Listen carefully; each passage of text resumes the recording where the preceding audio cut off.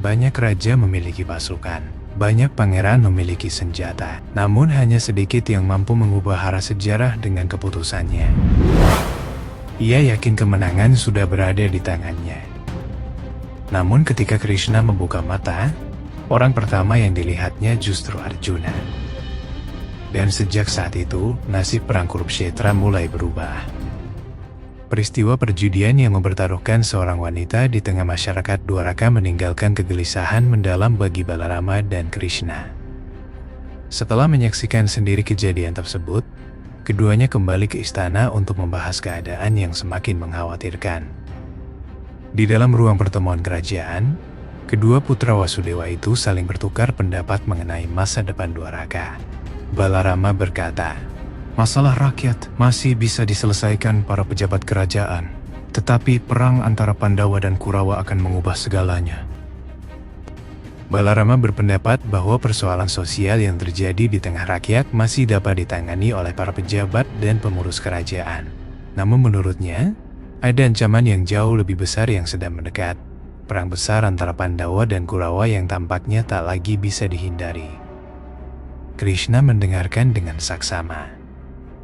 Ia kemudian menjelaskan bahwa perang yang akan datang bukan sekadar perebutan kekuasaan, melainkan pertarungan antara kebenaran dan keserakahan.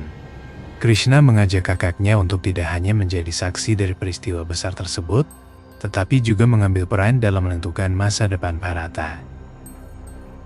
Sementara itu, di arena latihan memanah, Abhimanyu sedang mengasah kemampuannya.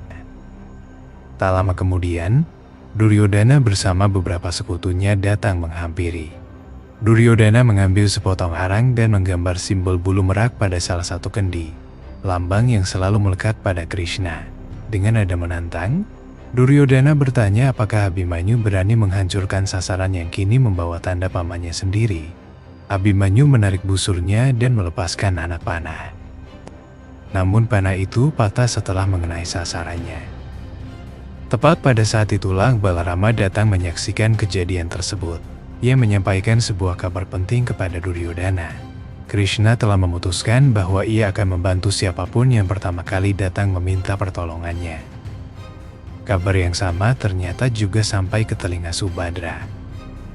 Dengan cemas, ia segera menemui Arjuna dan meminta suaminya untuk secepat mungkin berangkat menemui Krishna sebelum terlambat. Di saat kedua pangeran Kuru berlomba menuju Dwaraka, Krishna justru sedang tertidur dengan tenang. Duryodhana yang tiba lebih dahulu. Dengan penuh percaya diri, ia duduk di kursi yang berada tepat di dekat kepala Krishna, yakin bahwa dirinya akan menjadi orang pertama yang mendapat perhatian saat Krishna terbangun.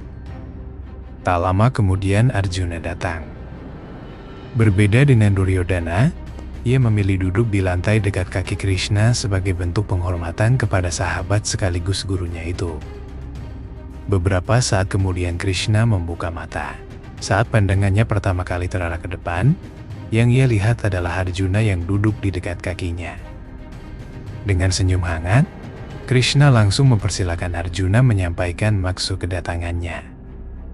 Arjuna yang menyadari kehadiran Duryodhana segera menjelaskan bahwa mereka berdua datang dengan tujuan yang sama. Barulah Krishna menyadari bahwa Duryodhana juga berada di ruangan itu.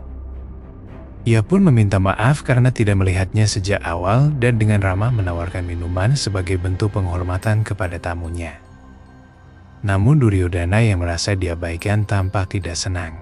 Ia menolak tawaran tersebut dan berusaha segera menyampaikan permintaannya. Meski demikian, Krishna tetap berpegang pada apa yang dilihatnya saat pertama kali terbangun.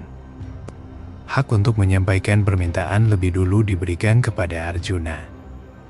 Suasana ruangan mendadak menjadi tegang.